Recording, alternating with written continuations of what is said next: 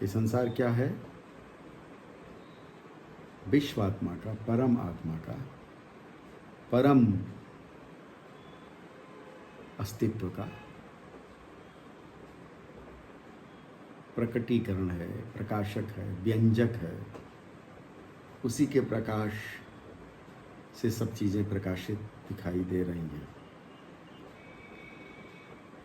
यानी यह प्रकाशक का प्रकाश है। संसार क्या है? प्रकाशक का प्रकाश। ये बात इसलिए कह रहा हूँ क्योंकि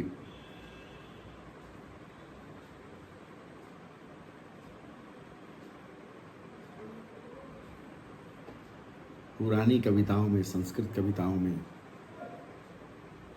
इस जगत को, इस प्रकाशित विश्व को देवता का काव्य कहा गया है। कविता से छुटकारा है नहीं, काव्य से छुटकारा है नहीं। ये जगत क्या है? प्रकाशक का प्रकाश है। एक विश्वात्मा कवि का काव्य है, उसकी रचना है। अब कविता को तो हम सभी जानते हैं, कविता क्या होती है, काव्य क्या होता है। काव्य जो है उसके मूल में कहीं ना कहीं कल्पना है। कल्पना का अर्थ फॉल्स इमेजिनेशन नहीं है। कल्पना का अर्थ है सृजन करना, रचना, निर्माण करना, कल्पित करना, क्रिएट करना। विश्वकर्मा का कर्म है, एक दूसरी भाषा में कहें तो विश्वकर्मा का कर्म है, कृत्य है यह संसार।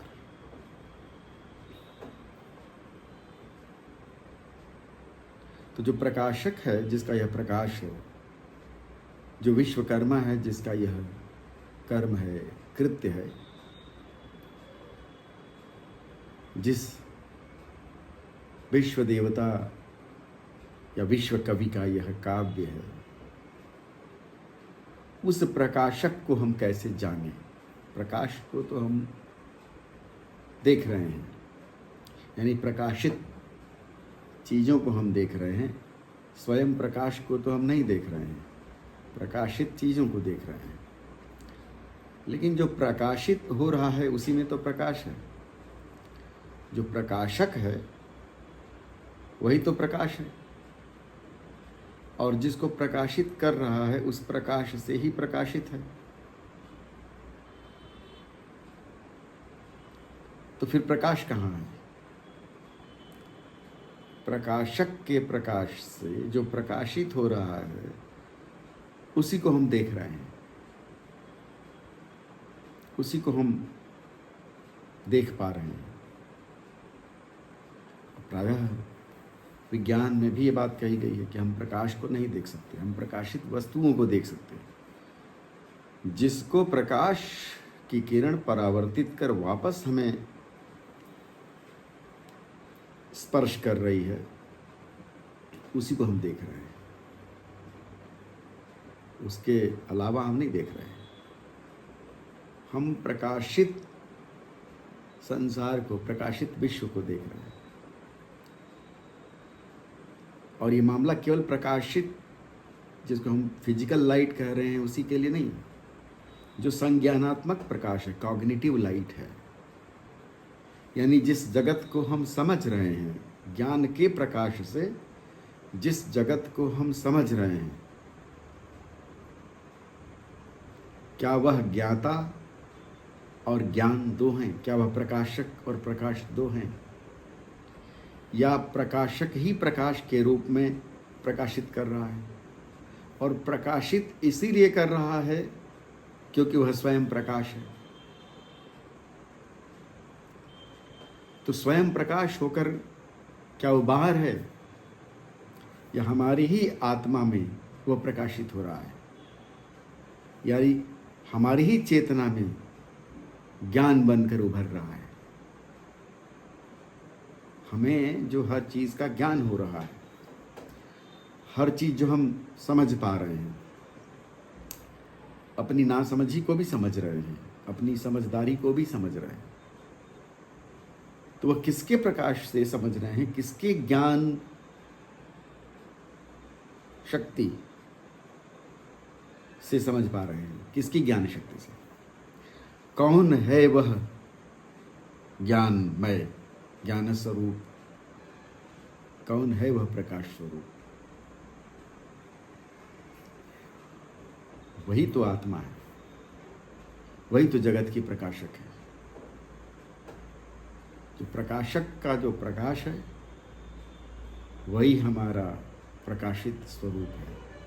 बिना उसके प्रकाशित कारकत्व के, बिना उसके इस परफॉर्मेंस के, हम प्रकाश और प्रकाशित दोनों को नहीं समझ सकते। हम इसलिए समझ पा रहे हैं क्योंकि हम प्रकाश के रूप में उपस्थित हैं, हम स्वयं प्रकाश हैं। दो बातें समझनी है। बाहरी संसार में भी हम बहुत सी ऐसी चीज़ें जलाते हैं, लालटेन जलाते हैं, मोमबत्ती जलाते हैं, बल्ब जलाते हैं, ट्यूबलाइट जलाते हैं, ये प्रकाशित कर रही हैं चीज़ों को, लेकिन इनके भीतर प्रकाशक मौजूद नहीं है। वह संवित शक्ति, चैतन्य शक्ति मौजूद नहीं है। जैसे इस बल्ब को ये पता नहीं है कि यह प्रकाशित कर रहा है, प्रकाश तो आ रहा है इससे, लेकिन इसे पता नहीं है क्योंकि यह प्रकाशित कर रहा है नहीं, यह स्वयं प्रकाशित हो रहा है उसी प्रकाश से जो सब प्रकाशों का स्रोत है। सारी बैटरी की जो शक्ति है पदार्थ के भीतर छिपी हुई, उसके प्रकाश से ये प्रकाशित हो रहा है। ये प्रकाशित हो रहा है तो प्रकाश फैल रहा है, क्योंकि यह स्वयं प्रकाश नहीं है। प्रकाश का जो अल्टीमेट स्रोत होगा, अंतिम स्रोत होगा, मूल स्रोत होगा, वह स्वयं प्रकाशात्मक स्रोत होगा, स्वयं ज्ञानात्मक स्रोत होगा, स्वयं चैतन्य स्रोत होगा। बिना चैतन्य स्रोत के प्रकाश संभव नहीं है। तो जो ये बल्ब है, यह चैतन्य स्रोत क्यों नहीं है? क्योंकि यह बल्ब पदार्थ के उस स्वरूप से विभाषित प्रकाशित हो रहा है जिसके भीतर प्रकाशक की चेतना मौजूद है। तो एक अर्थ में कहें तो इसके भीतर भी प्रकाशक मौजूद है। जर्रे जर्रे में ईश्वर, कण कण में ईश्वर, कण कण में उसकी शक्ति विद्यमान है। पदार्थ के भीतर, जड़ के भीतर भी उसकी शक्ति विद्यमान है, और वही किन्हीं रूपों में प्रकाशित कर रही है इसको, जो प्रकाशित कर रहा है हमारे आसपास। तो एक तरह से इसका प्रकाश उधार का प्रकाश है, लेकिन यह जड़ता की शक्ति से, जड़ता के कॉम्बिनेशन से पैदा हुआ प्रकाश है, जिसके मूल में एक अचेत प्रकाश, नीसेंट लाइट उपस्थित है, क्योंकि उसे संवित ज्ञान नहीं है, स्वयं प्रकाशित करने का अनुभव नहीं है। तो जो मूल प्रकाश है, जो चैतन्य प्रकाश है, उसे ही सविता कहा गया है, आदित्य कहा गया है, सूर्य कहा गया है, और इसीलिए उसे सनातन धर्म में देवता कहा गया। क्यों? क्योंकि न केवल वह प्रकाशित कर रहा है अपने शीतल भर्ग से, उसमें चैतन्य की शक्ति विद्यमान है, वह चैतन्य स्वरूप है, उसके भीतर एक अनंत चैतन्य भी विद्यमान है, जो हमारी आत्मा के प्रकाश से जुड़ा हुआ है। हमारा शरीर अचेत रूप से उस प्रकाश से जुड़ा हुआ है। इस पृथ्वी पर खिलने वाली सारी वनस्पतियाँ, उगने वाले सारे पौधे, सारे फूल सूर्यवंशी हैं।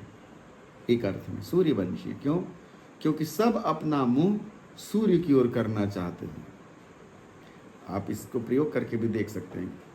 किसी खिड़की में किसी पौधे को रख के देखिए और उसकी कोंपल को अपनी ओर कर लीजिए और प्रकाश की दिशा से उल्टी दिशा में रख दीजिए। कुछ दिनों बाद आप देखेंगे कि वह कोंपल, वह लता, वह पौधा सूर्य की तरफ अपना मुख करके चलने लगी, क्योंकि उसको प्रकाश संश्लेषण करना है। तो जो प्रकाश संश्लेषण की जो प्रक्रिया है वो प्रकृति के भीतर अव्यक्त रूप से छिपी हुई है, जो अदृश्य है, अव्यक्त है, अज्ञात है, अव्याकृत है, तंत्र की भाषा में कहें तो।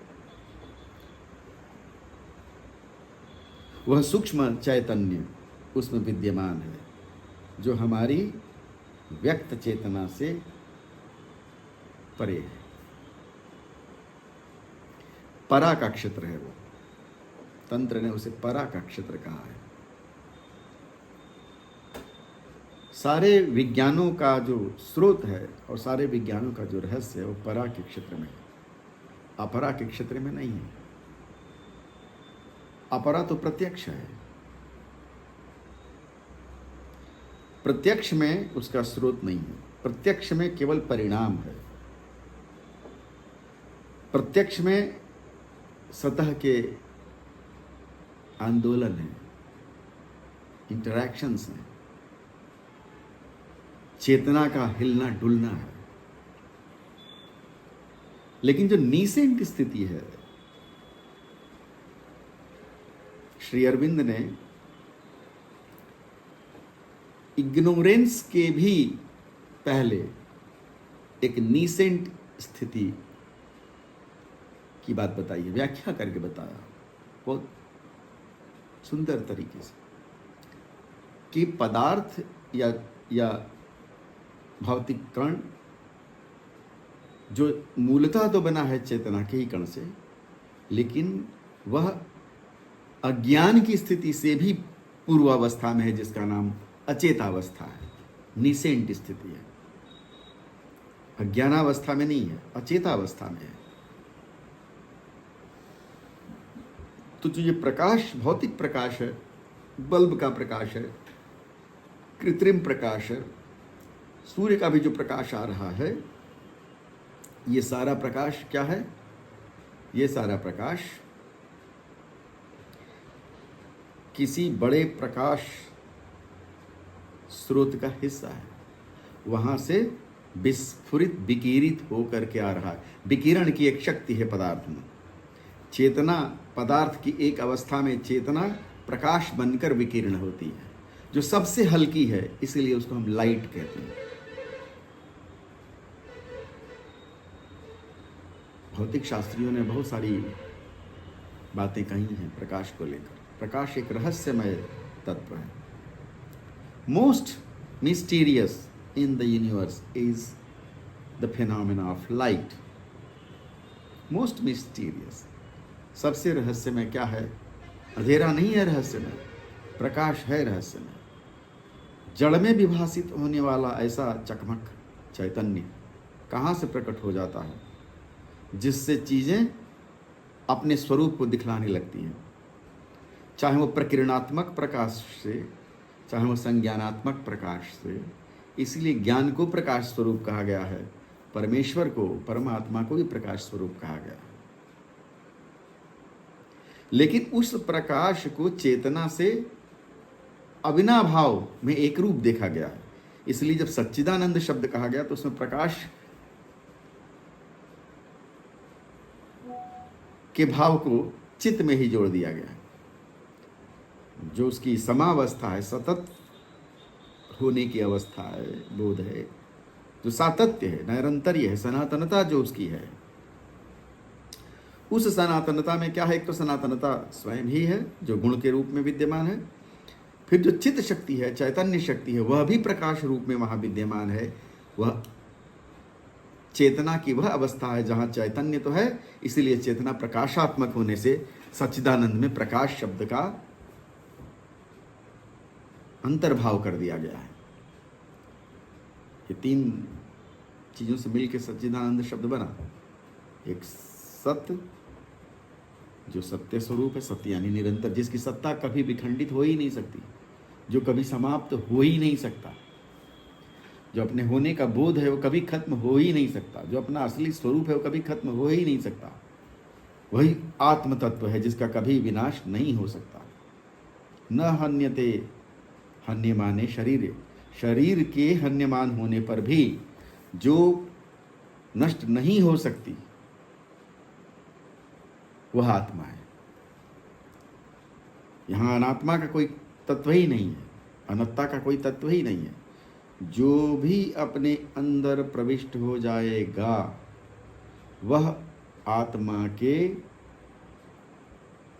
परिक्षेत्र में आ जाएगा। हाँ, आत्मा के परिक्षेत्र में आते ही होने का भाव, अपने होने का भाव पहले समझ में आएगा, मैं हूं। फिर मैं का भाव भी धीरे धीरे खत्म हो जाएगा, केवल हूं का भाव रहेगा, होने का भाव, अस्तित्व का बोध रहेगा। जैसे कि निद्रा अवस्था में मैं हूं का बोध नहीं है, होने का बोध है। जिसे होने का बोध है उसी को जागने के बाद पता चलता है कि सुखम शेते, सुख से सोया था। किसे पता था उठने के बाद?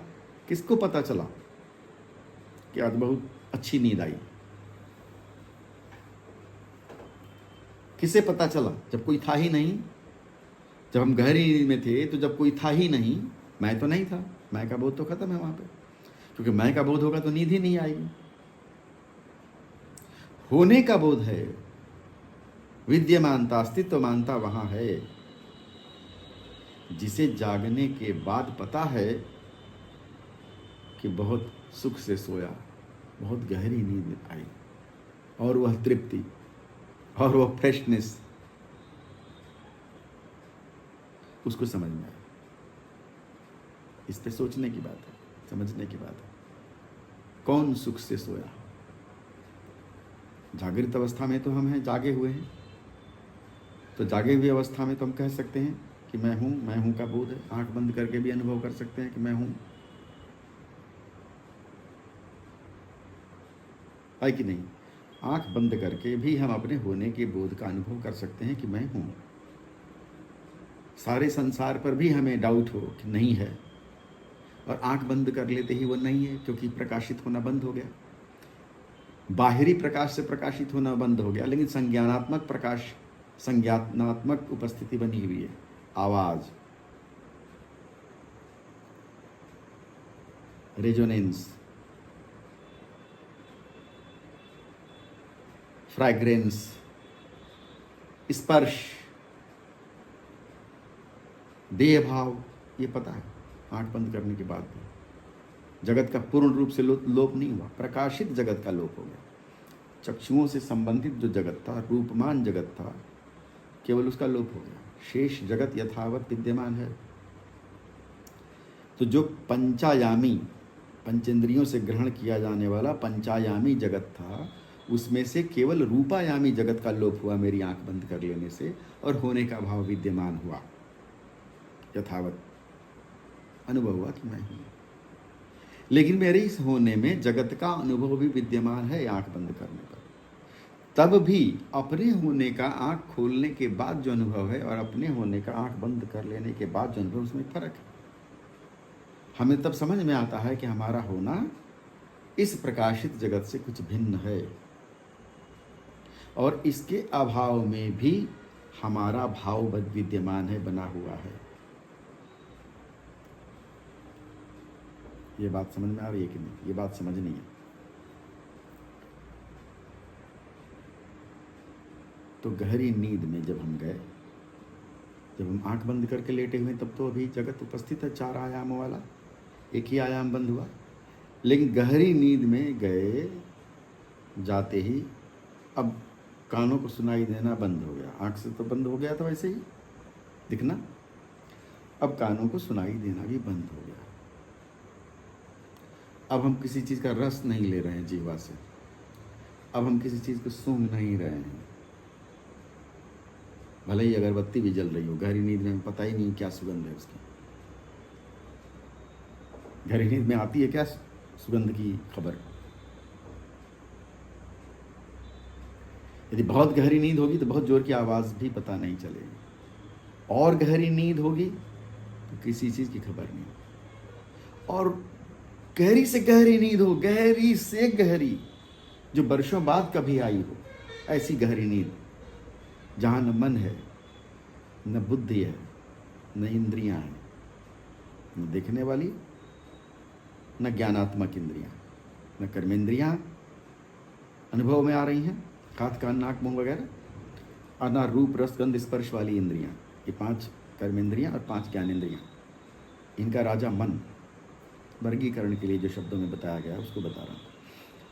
इनका सर्वथा लोप हो गया तब नींद आई। निद्रा, निद्रा क्या है? उसमें सब संपीडित हो गया, द्रवित हो गया, संपूर्ण रूपेण मिल गया, एक आकृति नहीं बची, जगत का अपोहन हो गया, पीछे चला गया, सब रिसीड बैक हो गया सब। उतनी गहरी नींद में वर्षों बाद जो ली गई है, जितनी गहरी नींद थी, जितनी गहरी पहली बार भी आई हो, तो उठ के जाग के ये किसे अनुभव हुआ कि मैं सुख से सोया? फिर वो कौन? इससे पता चलता है कि गहरी नींद में भी होने का बोध विद्यमान था, जो चेतना के सतह आने पर अनुभव में आ गया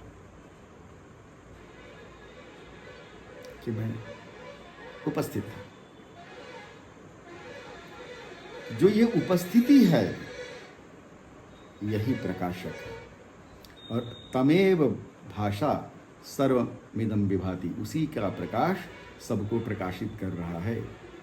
उसी मैं होने का बोध, वही जो परम प्रकाश हमारे भीतर है, आत्म प्रकाश, आत्मा का स्वयं प्रकाश, स्वयंभू प्रकाश, जो किसी अन्य की बैटरी से नहीं आ रहा है, वो स्वयं है, वो विद्यमान है, अस्तित्वमान। उसके प्रकाश से हम प्रकाशित हो रहे हैं, और उसको जान लेने के बाद एक और घटना घटती है कि जगत का ठीक वैसे ही लोप हो जाता है जैसा लोप गहरी नींद में हो जाता है। गहरी नींद में जिस तरह से जगत लुप्त हो जाता है, ठीक वैसे ही इस प्रकाश के खुलने के बाद भी जगत का लोप हो जाता है। ये बात हमें समझनी है।